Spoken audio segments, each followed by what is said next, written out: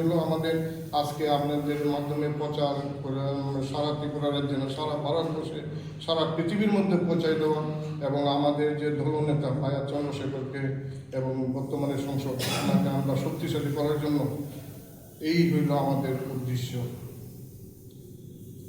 ওনাকে শক্তিশালী করার জন্য আপনাদের পরবর্তী কর্মসূচি কি? আপনারা কি পদক্ষেপ নেবেন বা কি করবেন? আমরা কি করবেন? পরবর্তী কর্মসূচি হলো সারা ত্রিপুরা রাজ্যে আমরা যেখানে, যেমন আমরা বলছি যে ত্রিপুরা রাজ্যে যে শান্তিনিকেতনে যে হত্যাটা হলো, হত্যাকাণ্ড, এইখানে আমরা গেছি এবং যেখানে মানুষ আমরা দেখবো যে মানুষ বিপদগামী এবং তার হক পাইতেছে না, তার নির্যাতিত, পীড়িত, লাঞ্ছিত, ওইখানে আমরা যাবো এবং বারবার আপনার সহযোগিতা নিয়ে আমরা ত্রিপুরা রাজ্যে আমরা মানুষের কাছে পৌঁছায় দেব এবং আমরা শক্তিশালী করবো। তাদেরকে আমাদের সঙ্গে আসার জন্য তাদের কাছে আমরা বিনীত প্রার্থনা করবো যে আপনারা আসুন, আমাদের হক অধিকার, আপনাদের হক অধিকার নিয়ে লড়াই করবেন।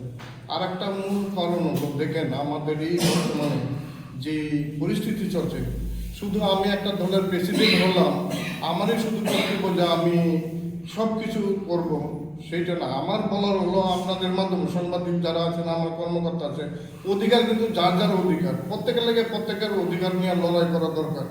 তবু তার মধ্যে আমরা চাইতেছি আমরা একটা সমষ্টিগতভাবে হইয়া লড়াইটা করি। বর্তমানে কিন্তু আপনার, আমার, ওনার প্রত্যেকের লড়াই করার পরিস্থিতি হয়ে দাঁড়িয়েছে ভারতবর্ষে।